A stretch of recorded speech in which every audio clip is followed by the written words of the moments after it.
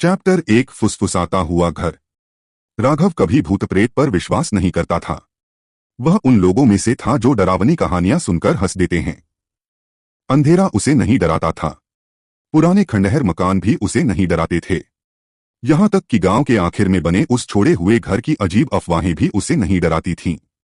लेकिन उस रात कुछ अलग था। तेज बारिश हो रही थी और राघव बस स्टॉप से अपने घर की ओर जा रहा था। सड़क बिल्कुल खाली थी। हवा पेड़ों के बीच से जोर जोर से गुजर रही थी। आसमान में बिजली चमकती और एक पल के लिए रास्ता रोशन हो जाता। तभी उसकी नजर पड़ी उस पुराने घर पर। गांव के लोग उसे फुसफुसाता हुआ घर कहते थे। लोग कहते थे कि रात में वहां से अजीब आवाजें आती हैं। कुछ लोगों का कहना था कि उन्होंने वहां से किसी के फुसफुसाने की आवाज सुनी है।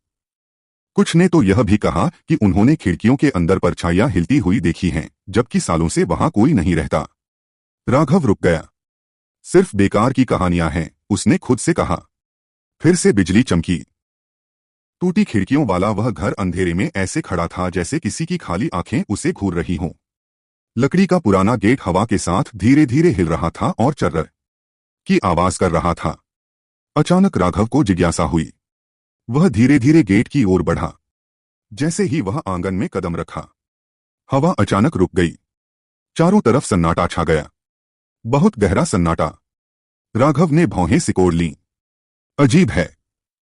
तभी उसे सुनाई दिया एक फुसफुसाहट, बहुत धीमी, बहुत पास से।